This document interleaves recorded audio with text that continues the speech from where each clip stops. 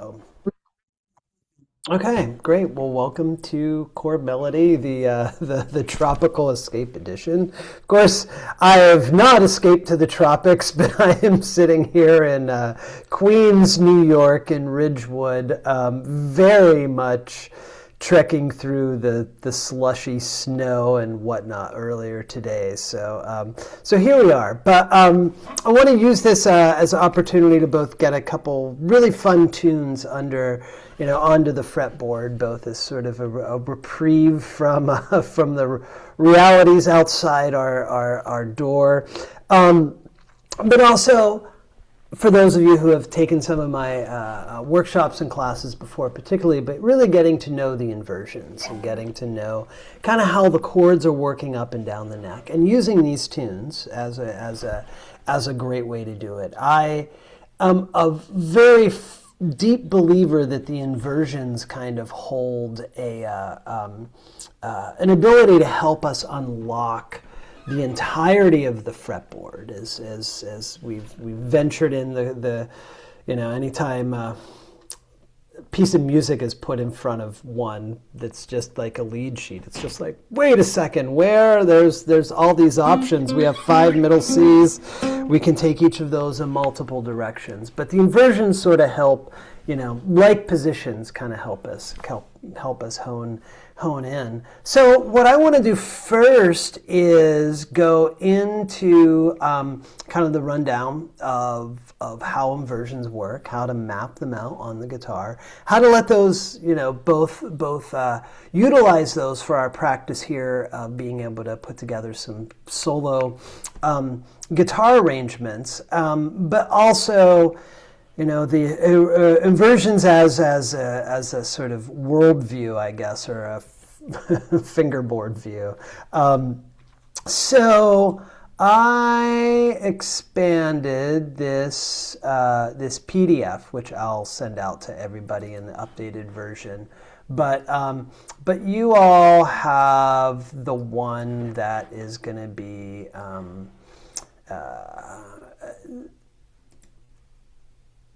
the necessary printable, the items that you want to print are going to be in the one that I sent. There's going to be a lot of extra in here, so great to keep it as a reference as a PDF.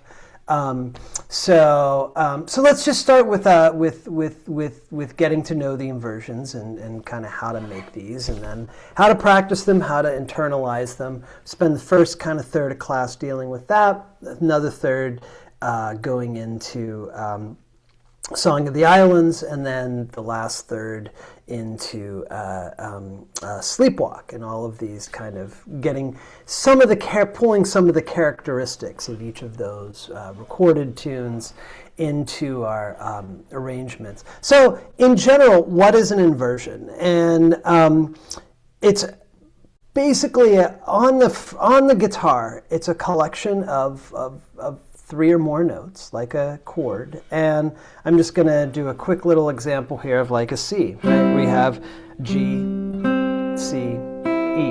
And it's taking those 3 notes on that same string pair and finding all of them, all the way up, all the way down. So we're going to start that actually with a C7, a dominant 7 chord. So here's our familiar C7. You may have played this before if you're coming from kind of a folk background, right? If you were to put your 5th in the bass there, right, from open C, the B flat there, making that, there's a G over there. If we take that G and we refinger everything, we get these top 4 strings to have 4 different notes of the chord. And this is going to help us put together chord melody, because wherever we're voicing the top note of that chord is our de facto melody note, just by simply that it's the highest sounding note, so it kind of plays a special place in our ear, and the guitar lays out very well for this. So to get these in and under our hands, first we need to understand where where these things are going to go. So we're going to start with a triad or a quadrad. In this case, we are going with quadrad, which is the E, B flat, C, G. Make a diagram of this on a vertical fretboard. It's going to help us see later on. I have a bunch of blank pages. I would recommend printing up a bunch of those because making inversions of all these is great. So we're going to make a diagram of the full fretboard voicing that doesn't double any of the notes, and that's important. So if we have a quadrad, just being four notes of a chord, we want them to be the 4 different notes of it, because otherwise the system can kind of get a little crazy. So we're going to write in the note names, and then we're going to write down the chord spelling in the sequential order from the root. So in this case, C, E, G, B flat. And the reason for the order from the root is just that we're going to be building up each of the strings, and it's going to maintain a consistency so that we don't leave any holes in our thinking. So, all right, so here we go. We have, boom. Okay, so we're going to write the note names of the chord ascending up 1 string at a time. So we're going to start on the first string. So we're going to start on that note G, and then we're going to map out, the next one after G, we need to get up to B flat. So we're going to go G to A, there's B flat. Okay, great. B flat, next one up is C. So we're going to go up to the 7th fret, 8th fret, here is C, and then all the way up to the 12th fret, and there is our E. So it's worth it to play these because it's always nice to just start to map out the fretboard, especially on the top strings, of what these melody notes are going to be on the single string. So let's just play these as half notes. 2, 3, 4. We have G, B flat, C, E, C, B flat, G. All right, and we're just going to proceed along and do this with, I jumped, there we go. We're going to continue writing these up, the rest of the strings. So we're going to go now C, and then we'll go up to E, to G, and to B flat. So let's go ahead and play those right there on the second string. So 1, 2, 3, 4. We have C, up to the E, up to G, up to the B flat, back to G, to E, down to C. Great, and then we go over to the B flat of that chord right here, and we map it out. There's B flat, there's C, E up there at the 9th fret, and then 12th fret G. All right, let's play those as half notes. 2, 3, 4, B flat, C, E, G, E, C, B flat.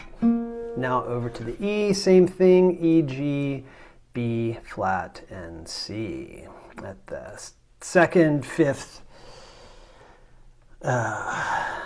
8th, and 10th respectively. So 2, 3, 4, E, G, B flat, C, B flat, G, E. Now these are really helpful to know all the notes of them, but I would say the practical piece of it is really tracking all these things by the first string, so that we start to kind of make a reference of what each of the inversion. We can say, play a C7, and we have all 4 of those, but what's going to start to become, to differentiate them is what's going on in the melody. So once we have that, let's go ahead, and then we want to circle the clusters, right? This is the same process you do with your own, right? So here we go. Oh my goodness, my PDF thing always gets funny that way. I know there's a way to turn that off, but I don't know. It's like my phone. I don't have a smartphone, I have a funny phone. It always does embarrassing things for me. All right, so let's go to this C7 here. Let me share the screen, and we have, there we go. Oh, you didn't get to see me make the funny clouds that popped up as I drew these. Okay, so we have C7, and we're going to go ahead and circle the 4 clusters, which I just did, and then we're going to write in the fingering. So this first one is 2, 3, 1, 4. Right? And we kind of want to think about that as the G is the highest note. then a G is the fifth of the chord. So just kind of make a note of that. We're then going to go up to the C7. We have G, C, E, B flat, 1, 1, 1, 2, B flat, the flat 7 is our top note, and then up to the C7, B flat, E, G, C. C is our top note, the root, and then we're going to go up to 1, 3, 2, 4 with E, the third as the top note. So when we're holding on to these and kind of looking at them, a bunch of different ways to practice these. What I like to do is to, when I have a new chord or a new inversion, I want to kind of get it in its first key first, like first things first, get it there.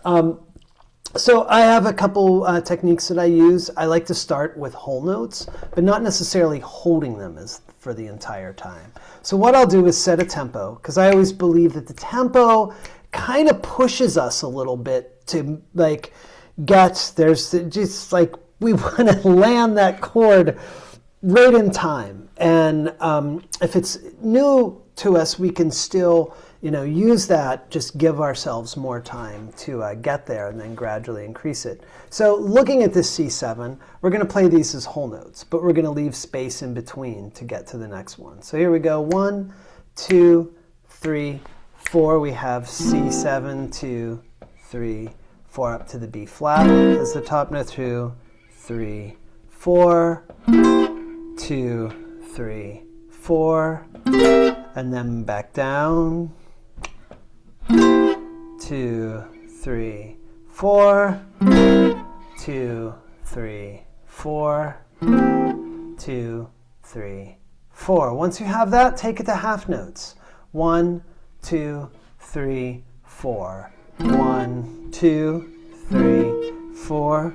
1, 2, 3, 4. 1, 2, 3, 4.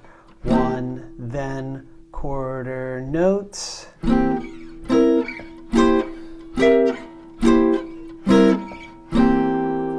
And typically once I can get to quarter notes, I don't have time to look back and forth from the diagram. I'm only looking at the fretboard. And that's where I want to get my response up to that that speed and tempo with that. So yeah, so just keep an eye on all that.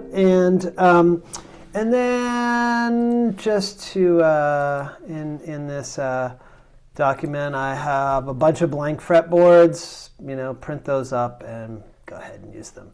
All right, Song of the Island. If you aren't familiar with this song, it's by Charles E. King. I think I first heard a Louis Armstrong version of it some years ago, as well as a bunch of Hawaiian steel players. It's just a lovely tune.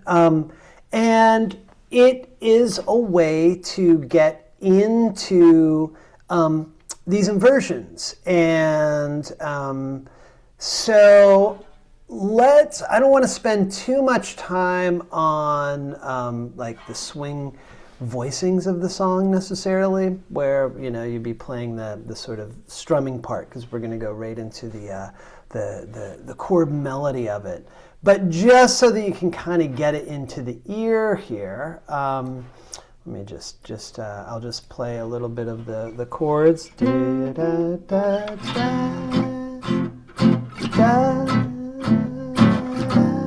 It stays on the C, the G7, C7, F,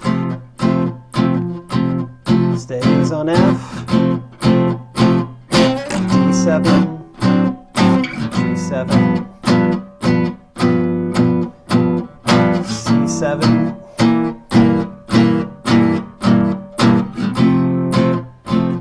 and then there's this little tag.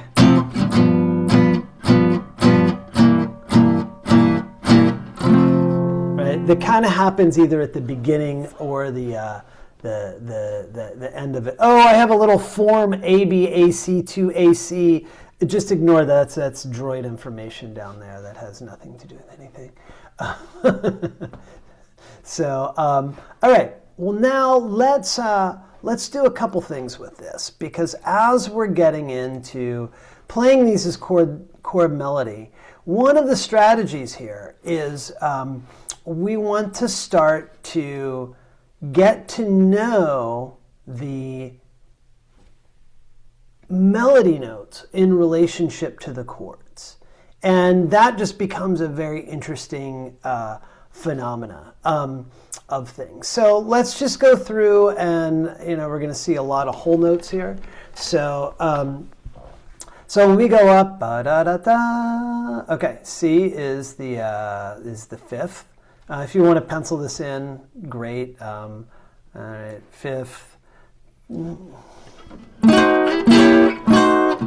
then we go to the sharp. Yeah, so that would be the fifth of it, or the flat five of it. And then we have a root, right? We're coming down, flat seven, kind of scaling down. The D becomes is the fifth of the G7. E is the third.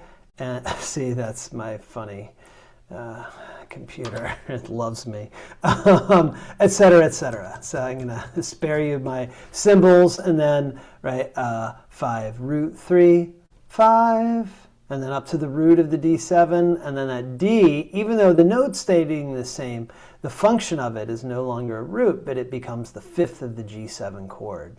Then we have a little chromatic line coming up.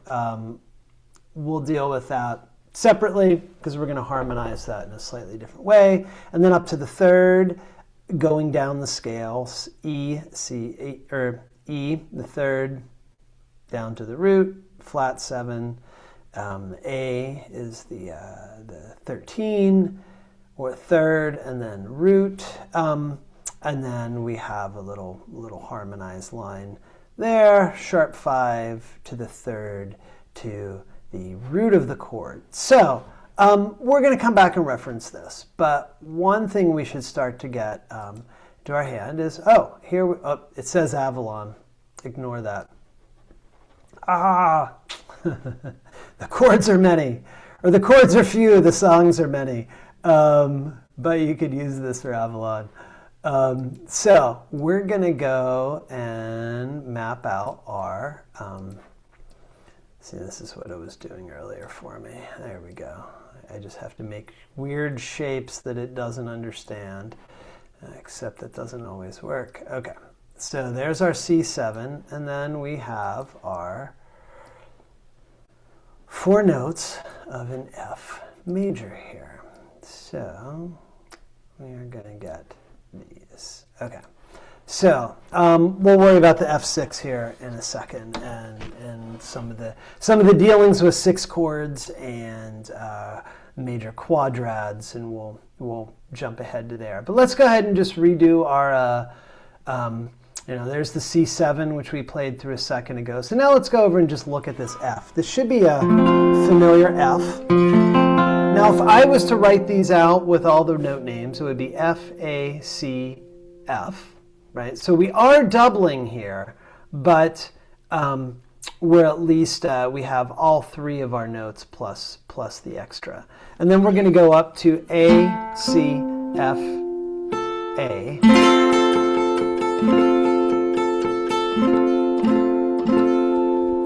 and then we're going to go up to our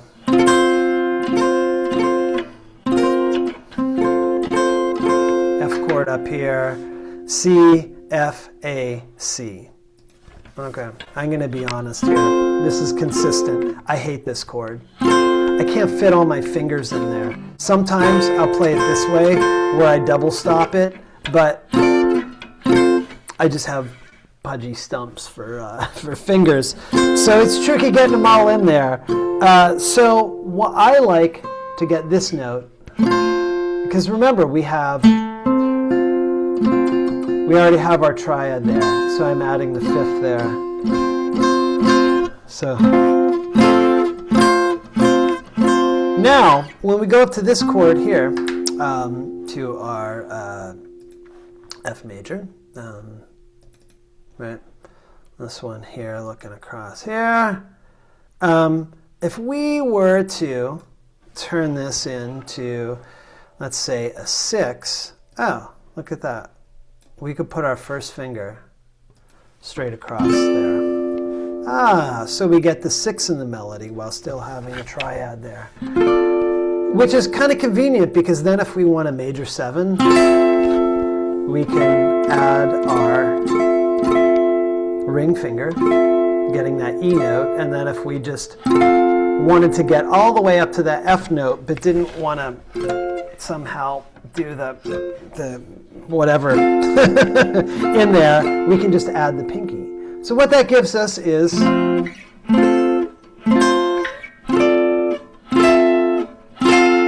we almost have the full scale. So why don't we just add that? So if we have F, we can add the G here.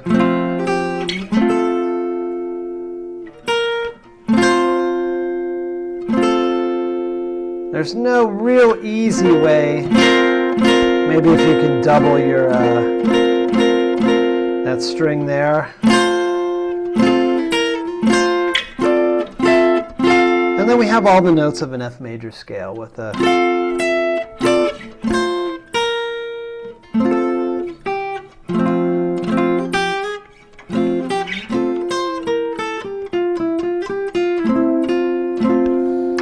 great. That should give us enough to get rolling into we'll come back to F6. Oh, practice. Here, let's see. Yeah, a little practice thing on the C's and the F's. One thing that I like to do, just in terms of internalizing these chords and these changes, is of course to practice them, you know, like we were doing, getting them up to quarter notes, each on their own, right, and then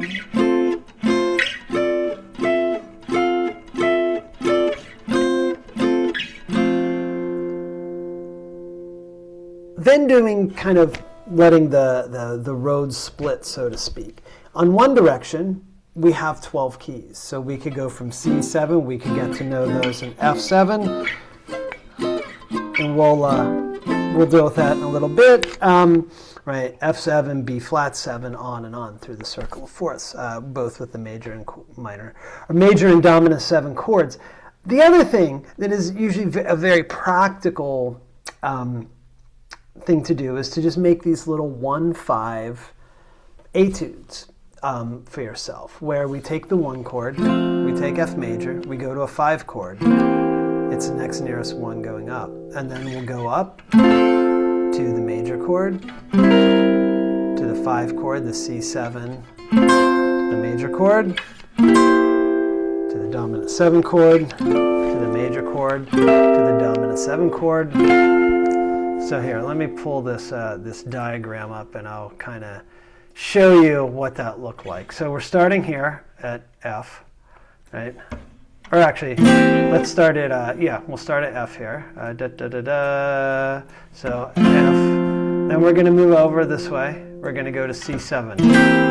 You see this F is going to the G, so it's kind of like a scale in a way. And then we're going to go from C7 and we're going to come up here to this F here. So we kind of have a little melodic, right, moving right up the neck.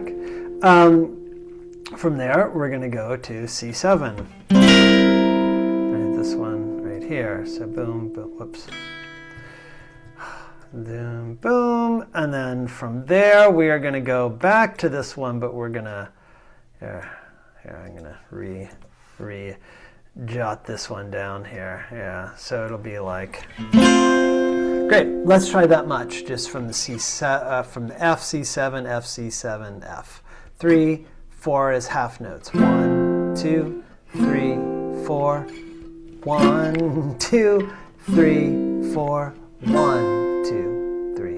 And then we can do that backwards. 3, 4. 1, 2, 3, 4. 1, 2, 3, 4. 1, 2, 3, 4. Nice little 5-1 etudes. Now we can continue up there. We have C7 from this note. We have C6. That kind of repeats there. And then C7 going up. And we can do this F6. Yeah, we're going to jump over to this F6 here. Right. And then from there, we will go to C7, and then finish it off with that triad-like shape with holding our F note there. It starts to look like a big, giant, jumbled set of directions for a linebacker, but indeed this is the plan. So let's go ahead and take this all the way up from F to F, going 1 5 1 5 1 5 1 5. I'll leave this diagram up once and then I'll play it so you have it in the video. So 1 2 3 4. We have F up to C7, up to F, up to C7, up to F, C7, F, C7, F, back down, C7, F, C7, F, C7, F, C7, F. All right, so bigger view of that. 3, 4.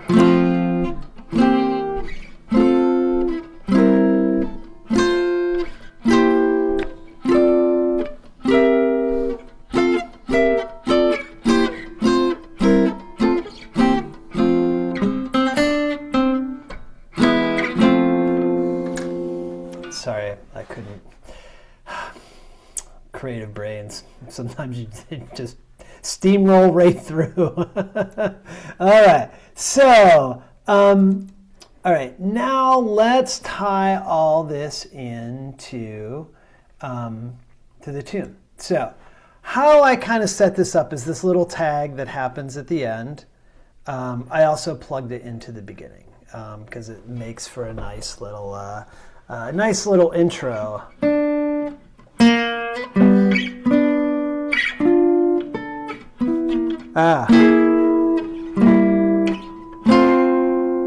Okay. So, but we're going to actually start in the breadth of the tune because that intro is a little more tricky and requires a few other considerations. So we're going to start with the pickups right here.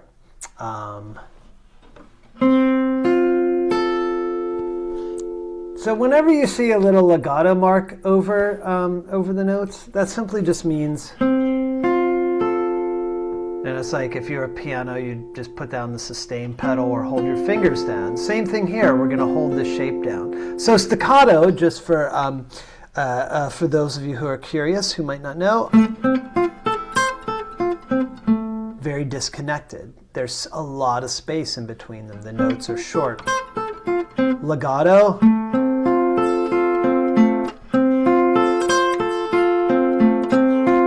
we just simply hold the shape down and that kind of blends them together. So one of the tricks of chord melody, or the what do they call it on YouTube? Hacks, I guess. It's no hack, it's technique. Is just by holding the chord to the fretboard, it gives that legato, and oftentimes that's going to buy you time of getting from chord shape to chord shape, and also just sort of rounds things and makes them a little smoother. So it's a nice way to go there. So, all right, let's look at this first, so we can hold those. Great. Now we're going right into our first shape of. Here, let me make this a little bigger. Everyone can. There we go. Into this F, just like we were doing. But we need our fifth of the melody. So, on the top, so just like we were doing of mapping these, we have F, right? We have our root, we have our third, we have our fifth. We can go back to our diagram and kind of piece together. There we go. All right, so now we get to what do we do when there's long notes in these things, right? 1, 2, 3, 4, 1, 2, 3, 4, 1, 2, 3, 4. Well, we can hire a band to come in and play, or we can emulate the band, and in this case, we're going to emulate the ukulele player. So the ukulele is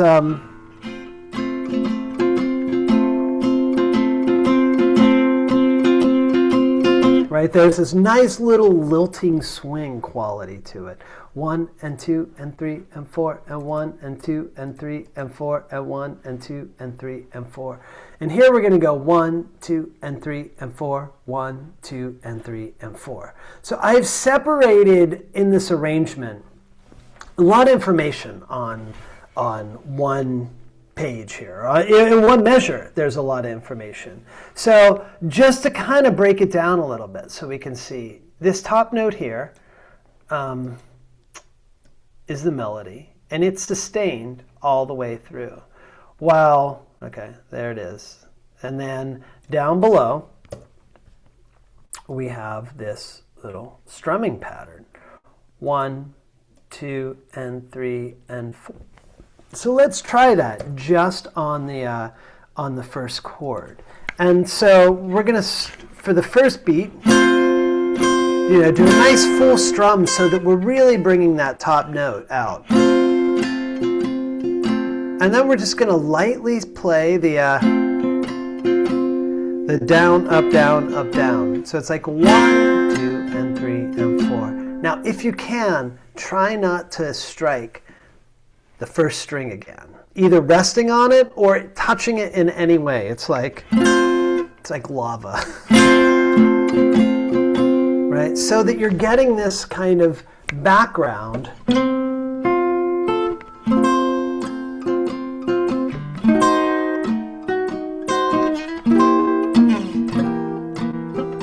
Right, where it's accompanying it to fill in these spaces of the long notes. So let's make our way right through that. So we have our F, F sharp diminished. Okay, let's talk about diminished. How is this an F sharp diminished? There's a C in the top. Here's the great thing about the diminished chord. Does everybody have that one handy? Diminished chords are constructed entirely of minor thirds. That's quite some grammar there. But what that means for us is that every 3 frets, we can move that same shape to get all the diminished inversions. So every 3 notes is a strong, is a chord tone of that. So if you have, for example, the note C and it says F sharp diminished, start with your F sharp and just go, there it is. Sometimes they don't work exactly. You may have to add or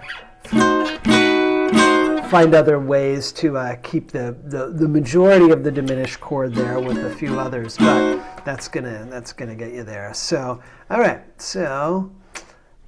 here we go once again, and then to our C7.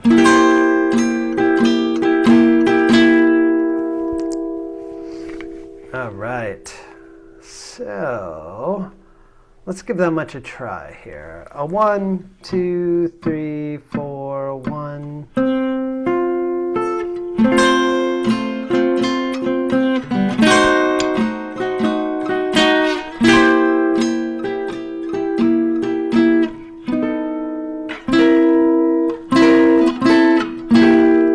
Okay, so where are these coming out of and how is that working? So it's all basically a C7 here. And if we go back to our C7 shape here, we can, yes, we have all these sort of 4-note groups, but when we get over into, and this is sort of the versatility of writing these things down, is when we want to get into just, say, the second string for our melodies, right? So here would be some logical based off our initial shapes. But we don't have to stick with those. We can also start to connect them slightly different ways to to suit our needs. So in this case, we have C, E, and B flat. To get that melody note of the B flat, and then we can just move that down 1 fret to get to the A, and then we can have the G right here. Now, there's of course another way of doing that, and that would be to go to our inversion here, lift off that second finger, and then come down to the full inversion here. So that would look like. But since we're ending up here, right, we're on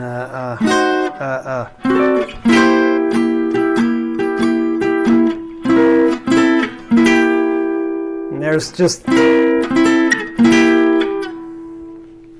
nice little motion in that on the second string because we are close. But either of those are perfectly fine options there. So we have C7. Usually I like to say that there's the nice thing about chord melody is there's really only one option. But usually there's like kind of at least 2 or 3 that you can squeeze out of it. Unlike 6 ways to 8 ways, 10 ways, 20 ways to play a C scale.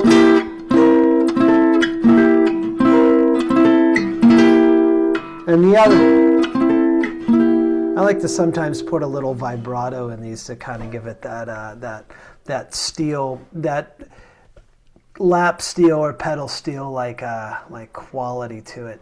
And then this shape here,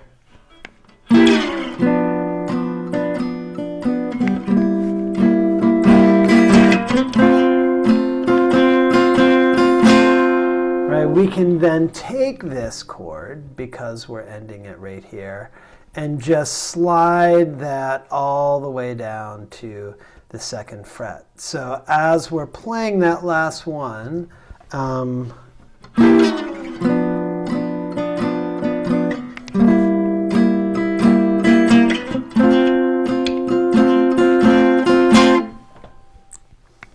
right, so okay. So once again, G7. And if you've played a D major chord, very similar, right? Similar shape. It's obviously coming out of, this shape here. But we're getting rid of the top string, so we can finger it just like a little D major, similar to just an open chord, right?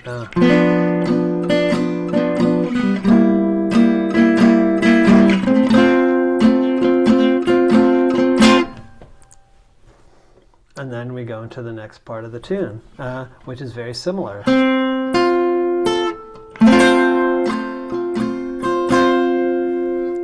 Okay, so we're going up to D. D is the root of the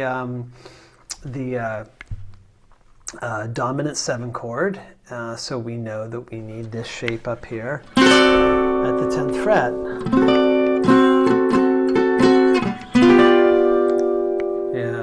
The other little technique that I like to add into this is when I'm changing, is to kind of do a little drag on the pick a little bit to just. It's kind of like when the lap steel or the pedal steel does the rolls with the fingers, and it just gives that versus like a quick strum. So yeah. All right. So from the F, right there at the top of the second page, there we have.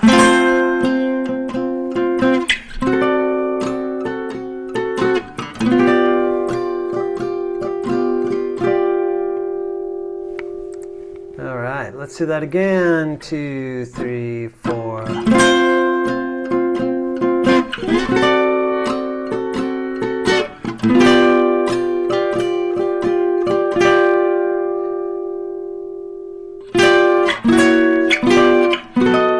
Okay, so we have this little melody line, and if you recall, that was this part right here. And so I wonder if I use this instead. Ah, okay, great. I'm going to use that to draw. I think that was my issue there. Okay, got that figured out. Let me move that over, put that up there. Okay, great. So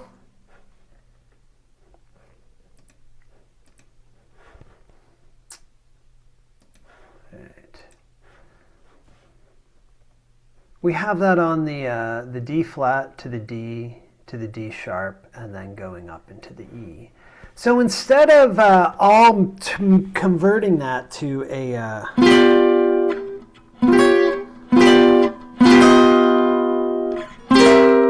keeping it all a G7 chord, we're just going to move the chord with the melody note. And we're going to do a couple different things with it.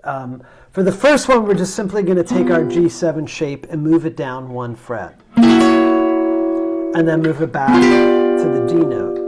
Now for the next one, we're going to go to the lower neighbor chord.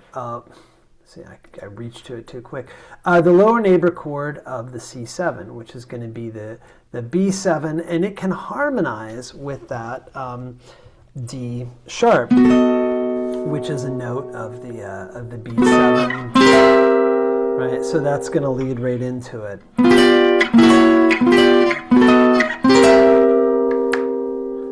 Yeah, so that would look like down half a step, back up half a step, and then as we move up, changing to the B7, moving right into the C7. So there's a couple things to help all these fingers around. And that is to always be looking for which fingers are staying on the rails, so to speak. And what I mean by that is when we're making all these jumps between all the chords, we're moving up and down the frets, we're changing shapes, but often one or more finger might be staying on the same strings, or just staying on staying on the same tracks, on the same rails. And in this case, going from D7 or G7, when it goes to the B7, fingers 3 and 4 are just moving up 1, and then so altogether, just if we just look at those 2 fingers, right, they're just going chromatic, but the other fingers are maneuvering around them. So then we get to look at, back to G7 to B7. We get to take a second to take a look at, what is the motion and movement there? When we move these 2 up 1 fret, they're just switching strings. So then we can move back, switch strings. They're even staying relationally in the same fret. Right? So we can isolate that small movement and get those going back and forth. And then we can put it into context with the line.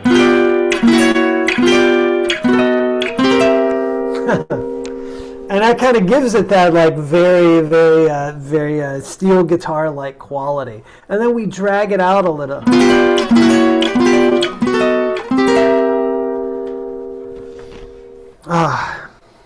Feel the snow melting outside already just with that line.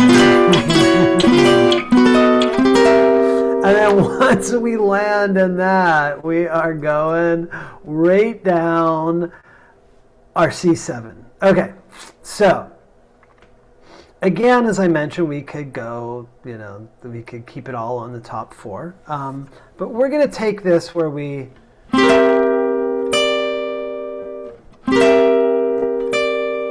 Right, we're going to play that C7 and bring that first finger over as the pinky comes off. Now, you could bar it all the way across. That would be right here. And that could help. But I think if you just leave these two fingers on, that's going to still give a sustained quality to it that's going to feel like they're blending right together. And then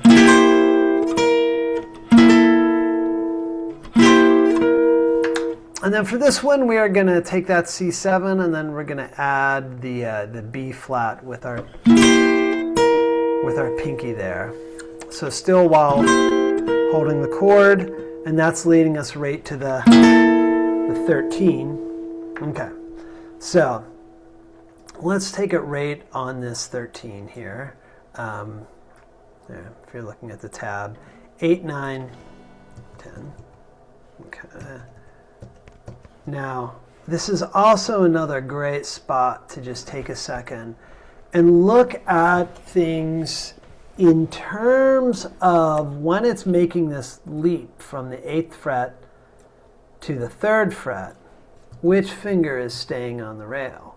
And if we look at the diagrams, we have 1, 2, 3, and then this one's 2, 1, 3. So we can see here that our 3rd finger is going to be on the same string. So we can really let that finger lead us from the C13 down to the C7. So if we take that at a slow tempo, right, 1, 2, 3, and then as we're moving it down, this ring finger is staying right where it needs to and is traveling down to the 5th fret. Fingers 1 and 2 organize around it.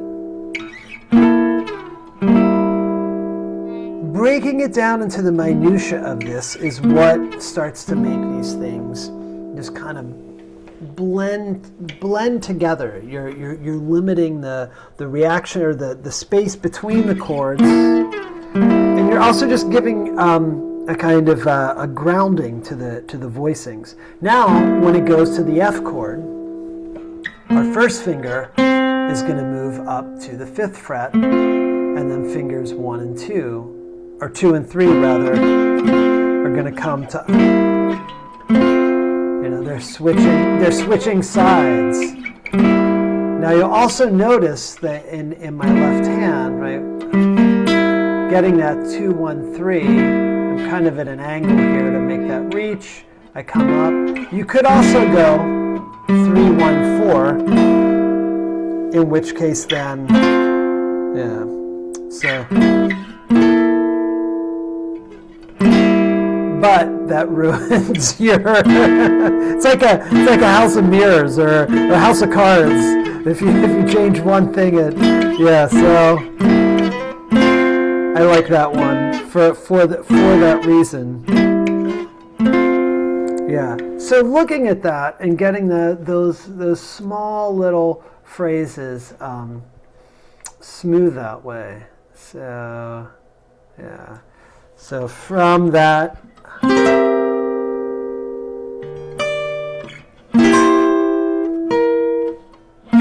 Keep the 3rd finger down, shift, keep the 1st finger down.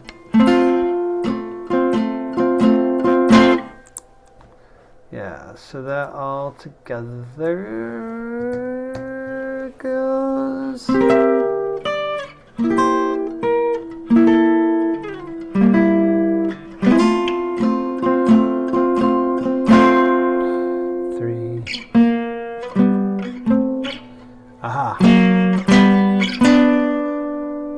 Okay, so that's bringing us into the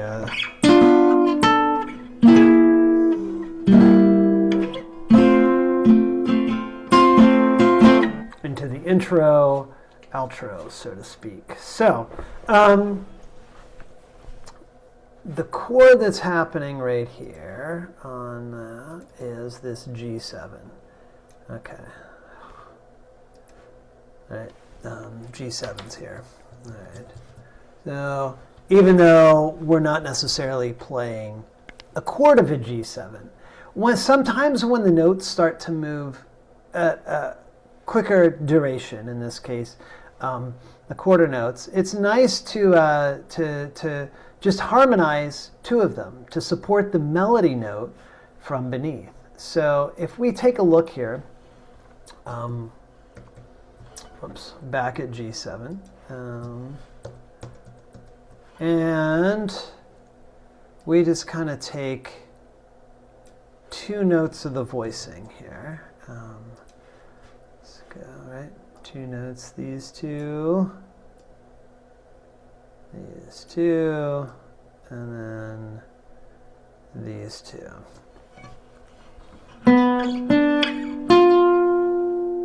All right, we're going to be able to get that melody which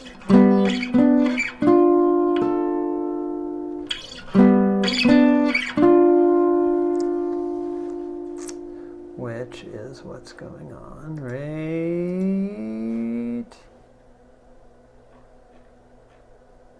Oh, sorry there. Go away. Go away, lines. Hold on here. Sorry. I thought that would work. Okay. All right.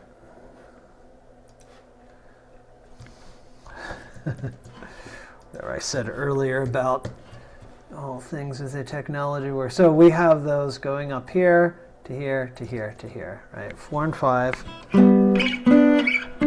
We can grab our A with our first finger to keep that smooth. And then we go to the C7 sharp 5. That sharp 5 is the G sharp of the melody note.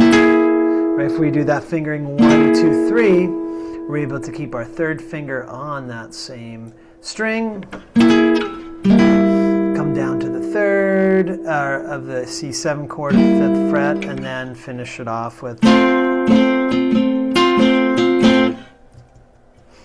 yeah, so that line.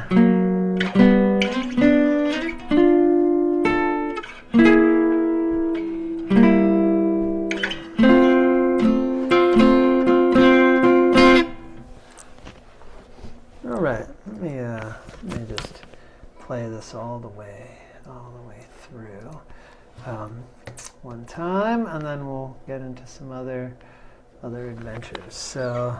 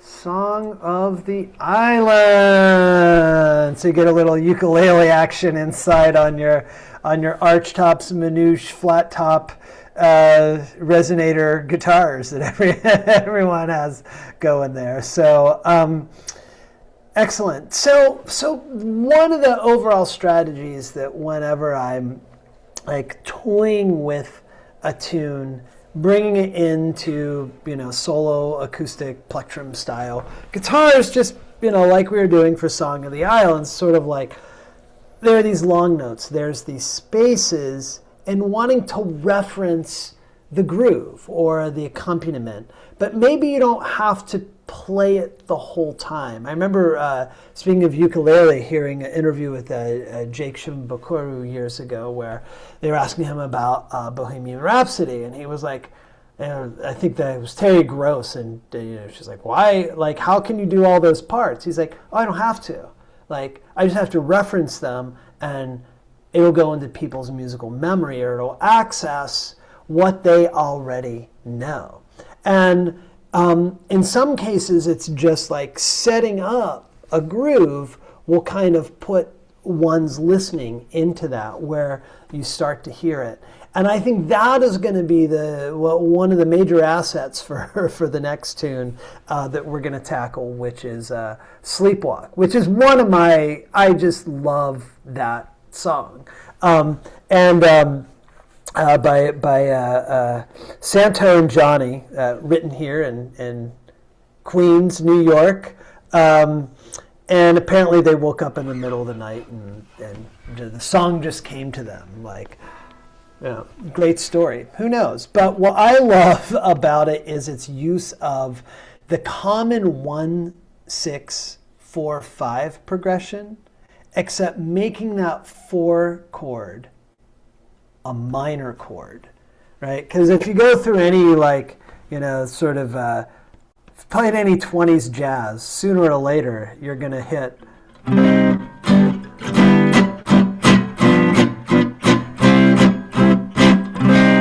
that minor 4.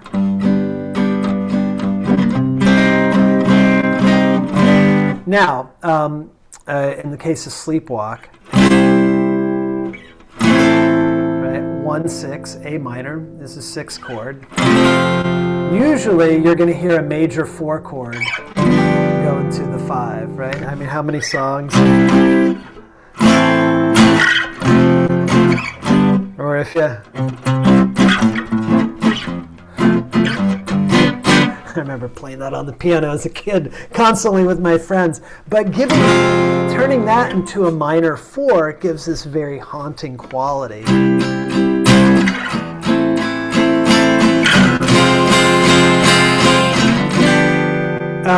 Incidentally, for those musical theory, although I like to think of it as musical grammar these days, theory buffs, F minor, if you turn it into an F minor 6, it's the same 4 notes as a D minor 7 flat 5, which is kind of like a 2 chord of your G7. And in fact, you even see that that minor 4, 5, 1 progression show up occasionally in a variety of tunes. But in this case, the 4 minor is like I feel like the feature that gives this thing a lot of a very haunting quality to it. So let's start there and get comfortable with a couple ways of approaching this. I love minor triadic inversions, and usually I want to know them for any tune I'm playing up and down the neck, because you can just you can use them in soloing, you can use them in chord soloing. But let's get this F minor together. So this is a very familiar shape here. If you've ever played a bar chord, which we'll play some bar chords too. My apologies for your thumb and first finger in advance. But so F, A flat, C, F. Right, I'm gonna take the risk.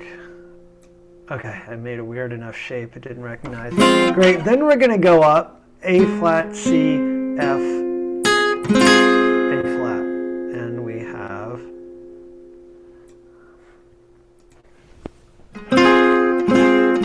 and then up to familiar F minor. I love F minor. There we go. And then back down.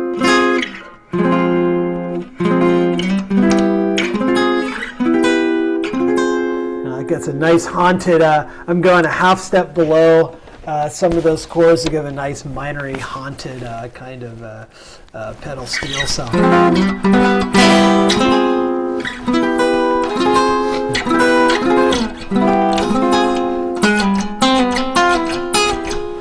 All right.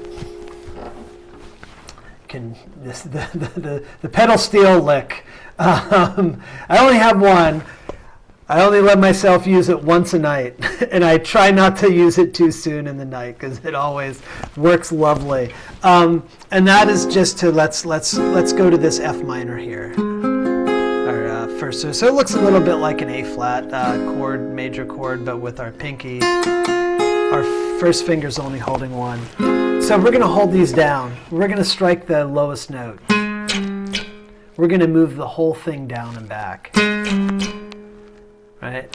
So, but we're going to hold the whole chord shape down so that all of these notes become connected. Then we're going to go over to the next one, over to the next one, and then the next one. Now at this tempo you hear a lot of string scratching. And I apologize for that. But when it gets to tempo, it kind of has this, and this is a ton of fun over any, yeah,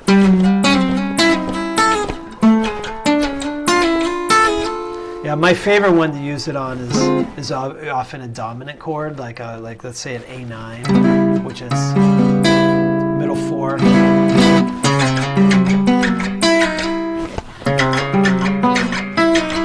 And the right hand doesn't do much, it's just. Anyway, little stealing from the steel there. Okay, so other things I like to get down for my minor triads is either having just the top 3 notes or the upper middle 3.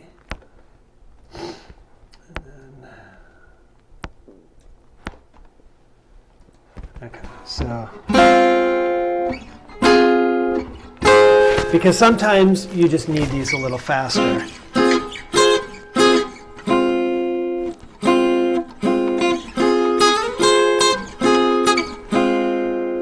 And then also it's good to have these. If I add extra stuff here, will it? Oh.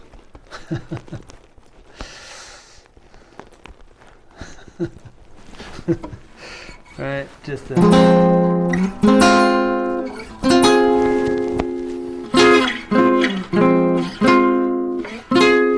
yeah. So being able to control each of those in those different ways. So looking at the tune Sleepwalk, first thing we're going to notice is that it's in 6/8. 1, 2, 3, 4, 5, 6. 1, 2, 3, 4, 5, 6. Subsequently, all the rhythms of these are written in 6/8 for where they go. So it's an AABA form. So we have a first ending and a third ending. And it's largely featured with this 1, 6, minor 4, 5. 1, 6, minor 4, 5. 1, 6, minor 4, 5. 1, 6, minor 4, 5. Repetitious throughout the A section. In the B section, going to the 4 chord, the F major, to the F minor, to the 1 chord, the C, back to the 5 of the 4, the F minor, and then go to the G7, up a half step to a flat 7 dominant, and then down to the G7.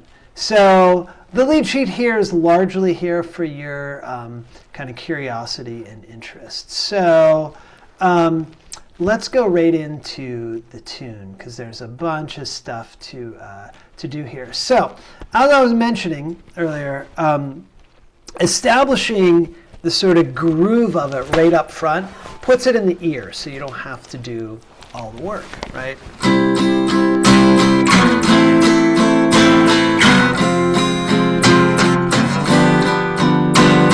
Right, as soon as everyone hears that chord progression is just going into their ears. So you can back off of it at different times, or sort of, I like to think of it as like, you know, when you're sometimes doing all these parts, it's like you're moving the faders up and down of like, oh, the melody is the featured part. Oh, the chord is the featured part here. Oh, they're kind of blended nicely. So always, you know, just providing enough to maintain that momentum. So, all right, here's the classic line that we all know and love. All right, and it just happens to work as harmonics on the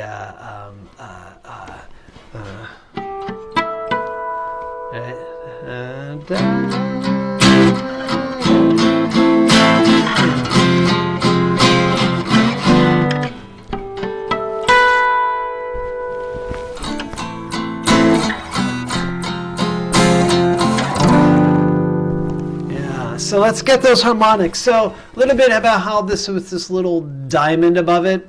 Don't let that distract you. It's the 12th fret, but you're not actually, if you're new to harmonics, you're just not pushing. You're going to the 12th fret, but you're not pushing it down at all. You're just resting it, literally your finger right above the fret, so that it's cutting out the fundamental, and you're just hearing a higher frequency of the string. And then from there we need to go to the note A. So if we were, right, those are the notes that we're actually playing, G, A. But to get there, and then we're going up to E, and then to B. So we have basically these three here, like a G6 chord, but we have to get that A.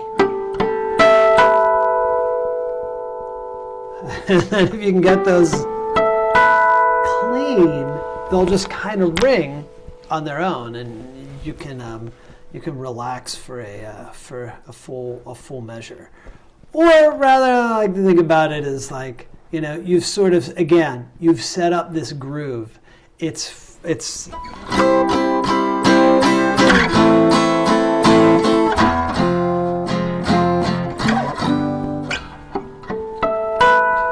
4, 5, 6.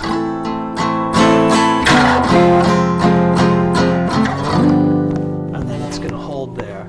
Now, we have some of our standard major minor chords here. We have C. Right, so we're going to go up to the 8th fret, 3, 2, 1, 1, just that good old triad. And it's the timing here is 1, 2, 3, 4, 5, 6. Now you'll notice that this is held here, right? But if we jump back to the lead sheet here for just a second, you know, we have a C, and the melody note carries all the way through that measure. So why add this extra chord here? Because it's reasserting that 1, 2, 3, 4, 5, 6. 1, 2, 3, 4, 5, 6. 1, 2, 3, 4, 5, 6.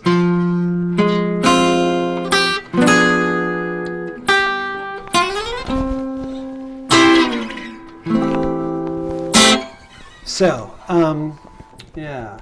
So 1, 2, 3, 4, 5, 6. Now, if you're just a little bit about timing of this, how I like to feel 6/8. Well, actually, how 6/8 is felt. It's kind of like a 2-beat with a triplet the whole time. 1, 2, 3, 4, 5, 6. 1, 2, 3, 4, 5, 6. Do ga da ga ga ga. So keep your foot on that on the 1 and 4. Or keep your foot grooving there. So now in this next measure of F minor, here's our shape, right? But we are spreading it over 1, 2, 3, 4, 5, 6. So 1, 3, 4, 6. We also have a couple other pieces of information here that's worth noting. the legato. So we're holding this down the whole time, even though these are all written as different 1, 2, 3, 4, 5, 6, right? That would be staccato.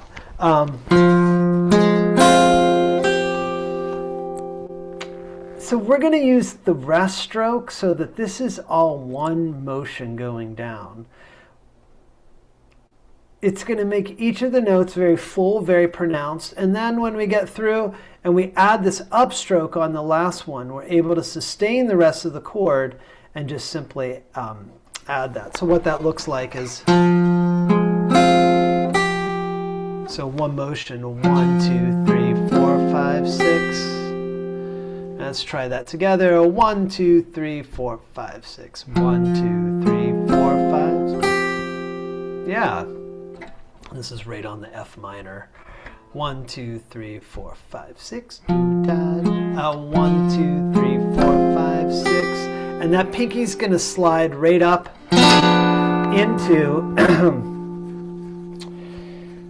it says G7 flat 9. Well, I made it that way because it is a G7 with our A flat as the melody note there, making it a G7. There's our 9, there's our flat 9, which is identical to a diminished shape. Again, you know, the worldview of inversions is such that if you ever have a G7,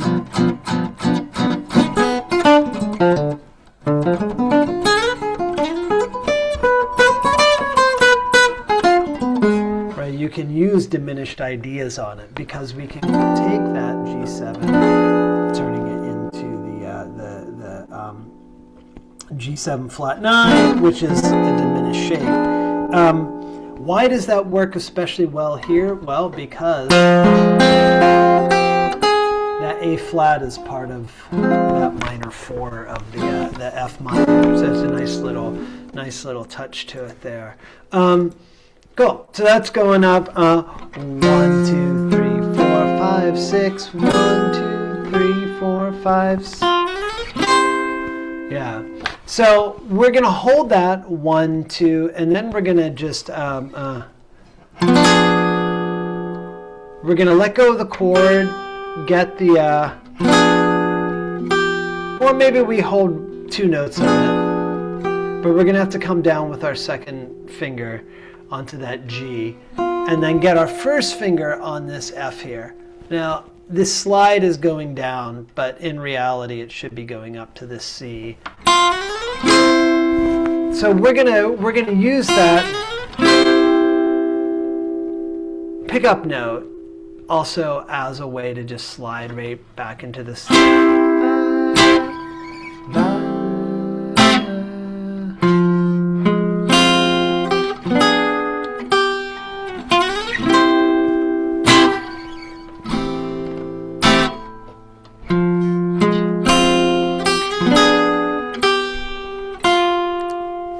And then the second time,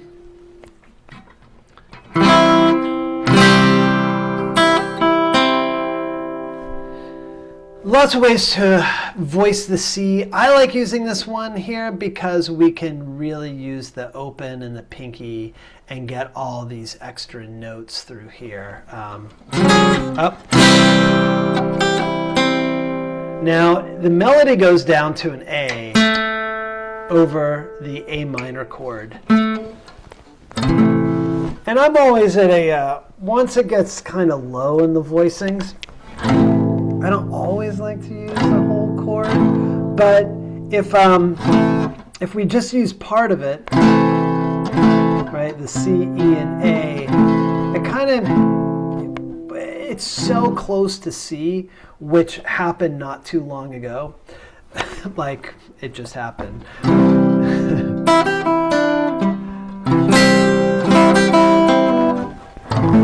I like to get this A in the bass down here. So, another thing you can do with all these inversions when you start to be like, okay, here's the note. This is the A that I want. This is the highest possible place on the string set, meaning that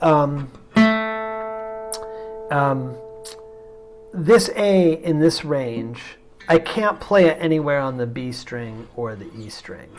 So this has the most strings below it in order to harmonize. Now, of course, this same A would live here. It would live here. It would live there if it was in tune. But each of those places don't really have enough notes to support a minor chord. So I'm going to just kind of make this big mess of an A minor here. Ways of finding that are ACE. Map out, take that inversion chart and just write in ACE. Find every A, C, and E you can on the fretboard. Right? Find the one that you want to harmonize, and then get, two or more of those notes. I really want a C in it, and I really want the A on the low end. And I thought, I could do an open one. Here's an A. Where could I put the C? Oh, that's other C is there. Oh, that's not going to work because that's actually anyway. So here we go. All right, so let's check that one out.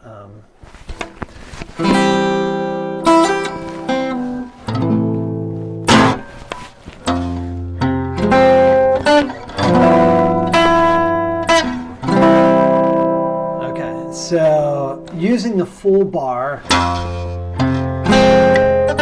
and again, emphasizing this 1, 2, 3, 4, 5, 6, 1. Ga, do, da, da, da.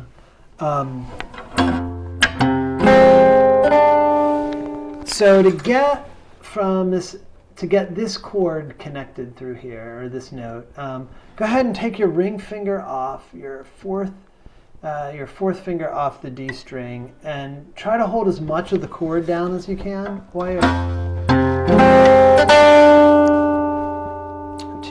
to get that. So, and then let your pinky be the guide up to the G13. 1, 2, 3, 4. Yeah. And then that's going to go right into the C chord with the E as the. So the melody there is da da da da. G13, C, and then we have that harmonic thing again. 2.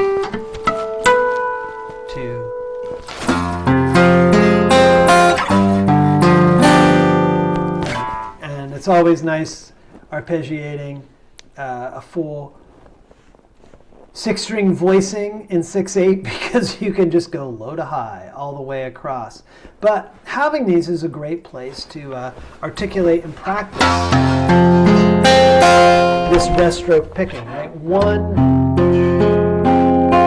motion. So you can try it at different tempos. 1, 2, 3, 4, 5, 6.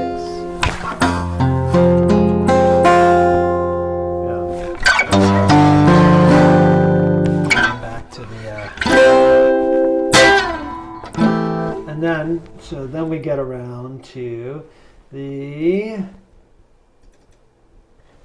second ending. And if you listen to the original, the second, where it goes into the second ending is where it kind of starts to build. So I'm going to take it from 4 bars before there. All right.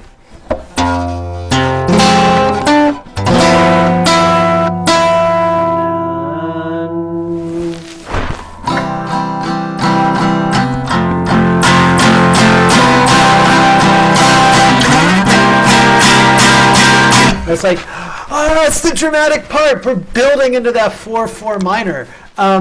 So you'll notice the crescendo going here. Now, the key to building dynamics is really bringing it down here, which probably means you want to start controlling those.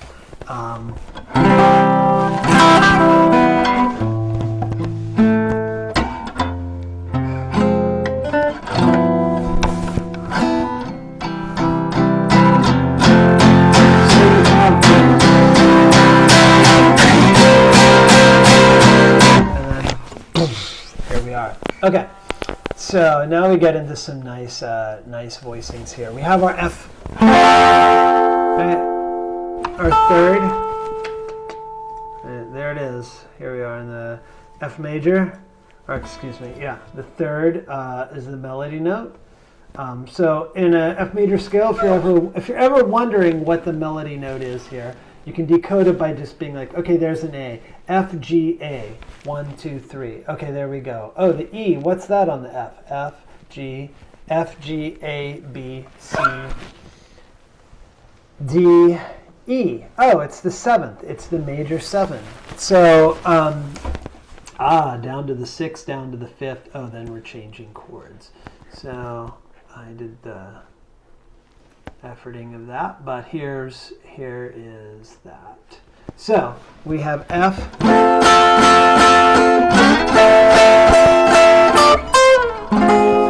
Okay, so we're going to go up to the F major 7 with this triad voicing.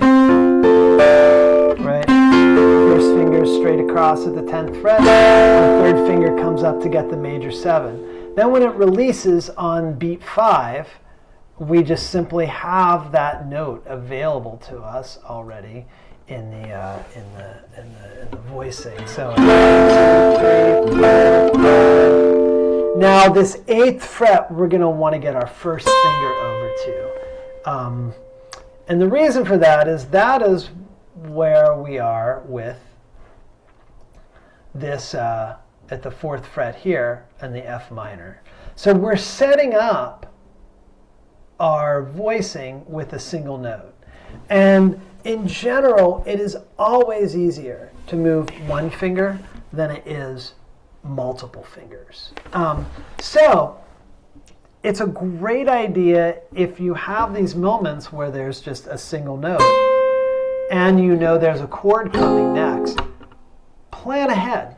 If your first finger is going to be on that first string, go ahead and put that first finger on that very string when you're going to the single note, because then it helps organize it. So 1 2 3 4 5 6 1. Yeah, and you can get that little the lap steel slide right down. Yeah, and this does sound, both these sound really good on electric guitars too, if you have, if you enjoy indulging in such things as one is prone to. So, so we have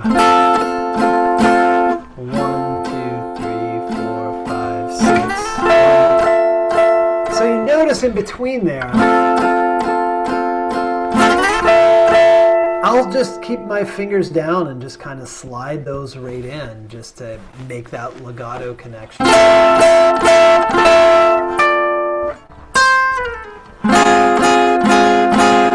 there's our F minor triad. Oh, major 7, E against the F minor chord. How in the heck are we going to do that? We're going to do it with an F minor 6.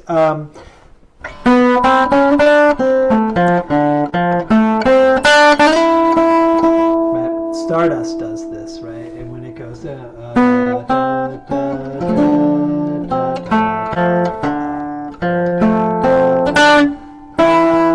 it goes to that E, it has that F minor chord as part of it. So we're going to go up and we're going to make that F minor 6. Everyone might be familiar with this F minor 6 up here. 12, 13, 13, 13. But on the top note, instead of playing the F here, we're going to get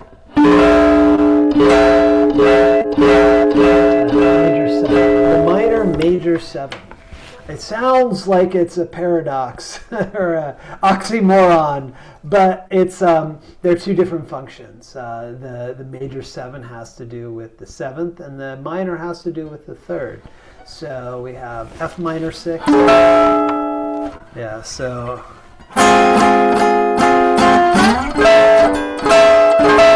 now we're going to go in beats 5 and 6. We're going to move down to an F minor triad. And incidentally, our ring finger can kind of stay on that string to stay. And then we have 3, 2, 4, F minor 6. And then that is just going to come right off. So the pinky's going to come off. So.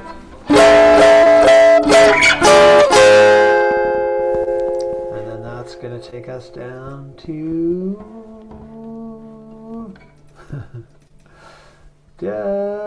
To G7. Oops.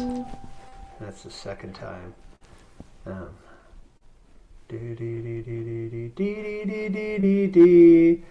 Right. 1,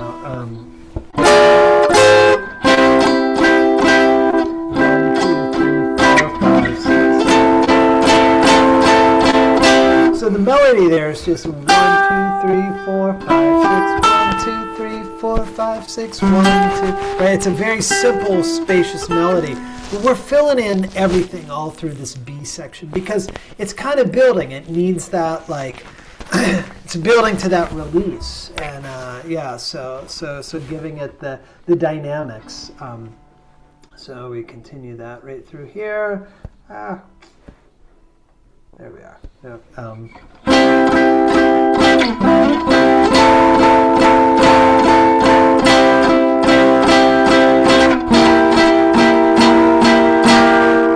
And then we can go to this 3-note version of the C7 rather than the full 4-note chord there because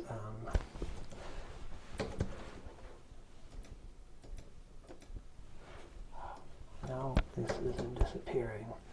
Okay, I don't know what's going on there with those.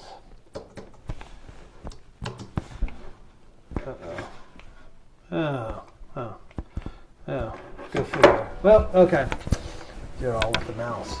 Oh, now it's connected. Okay. My keyboard ran out of battery for a second there.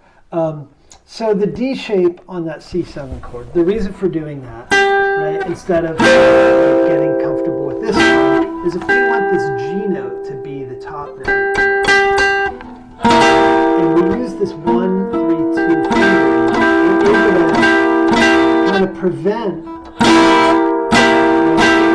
over strum in our right hand and hit that first string, we're not making a sound with it. So sometimes we want to maneuver the fingers around in that way. So, all right, so then it goes down to C7, and then, oh, here we are. And then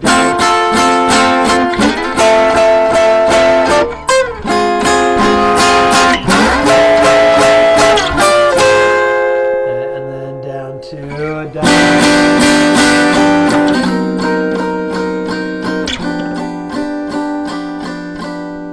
we want to bring it back out of this high drama into then holding it for this chord. So DSL coda means to the sign and then to the coda. So that's back here. The sign is just this squiggly mark here next to the C chord right there. And then we want to go through, look for the coda. Ah, there it is. So we have. I thought we could leave that one out again. And then it just is like bringing it to a halt.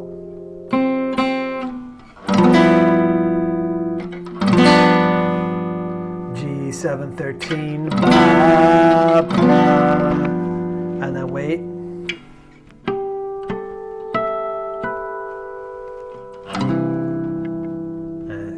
Give that sort of signature harmonic thing. And I like this C chord here as the option at the bottom, simply because it gives you, you're able to let that note ring while playing the chord down there. And you have, for your pick, you have a string in between the note that is ringing, that you want to have keep ringing, and your chord voicing. Because it's all too easy if they're adjacent to each other. You accidentally get rid of that beautiful ringing major 7 harmonic, and you play a triad, and it's sort of like, like, so it just like supports that note down below. Oh my gosh, I hit the timing of that, rolling into the finish line right on time. There's one thing that I also threw in here that I'm just going to walk through really quickly, and that is this kind of idea of a practice guide for inversions. You can read through this, but I'll give you the basic rundown. There's 4 different chord types: the 6, the dominant 7, the minor 7 flat 5, the minor 6, and the diminished. Each of those 4 has 4 possible groupings, or has 4 inversions for each of those. Get to know all of these for each chord on its own. And this is if you want to do just the sort of rote dive of this. This can also be used as a reference guide, right? Being able to see like, oh, I have a B minor 7 flat 5, and the melody note is the flat 3 of that chord. Well, you have a shape, right? B minor 7 flat 5. Right, flat 3, right? So you're able to like start to apply these and pull these over there, or you can read through this and totally geek out on just sort of running the gauntlet of these inversions. But I would recommend applying them to the music and starting there, where it's just you're enjoying the sounds that you're making, but you're able to kind of gather the pieces of it,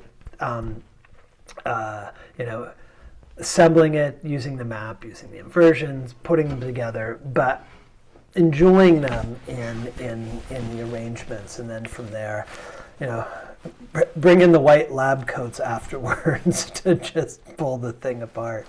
Cool. All right, any questions on either of these tunes, or about inversions in general, or the guitar, or picks?